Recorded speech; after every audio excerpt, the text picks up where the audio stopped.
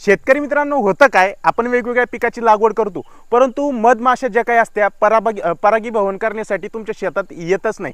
मित्रांनो, हा व्हिडिओ शेवटपर्यंत पहा. एक जबरदस्त घरच्या घरची फवारणी मी तुम्हाला सांगणार आहे, जेणेकरून मधमाशा जास्तीत जास्त तुमच्या शेतामध्ये येतील.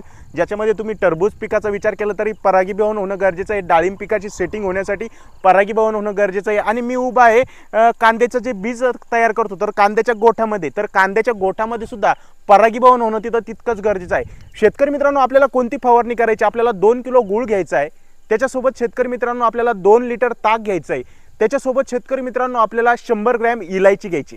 याचं एक पूर्णपणे एक परफेक्ट असं द्रावण तयार करून घ्यायचं आहे. आणि हे जे द्रावण आहे तर बऱ्यापैकी आपल्याला 10 पंपासाठी वापरायचं आहे. हे टोटल द्रावण आपण जी क्वांटिटी असेल तरी ती व्यवस्थितरित्या तिथं तयार करून त्याचं सेपरेट पाणी तयार करून घ्या आणि ते 10 टप्प्यामध्ये डिवाईड करा, म्हणजे भागून घ्या. आणि एकंदरीत एका पंपाला समजा 10 ग्लास घेतले असेल तर 1 ग्लास एका पंपाला टाका आणि त्याची फवारणी करा. ताक, त्याच्यासोबत गूळ आणि इलायची याची आपण एकंदरीत जर फवारणी केली तर आपल्या पिकामध्ये जे काही मधमाशी अट्रॅक्ट होण्यासाठी तिथं 100% मदत होते आणि एकंदरीत तुम्हाला फायदा झाल्याशिवाय राहणार नाही.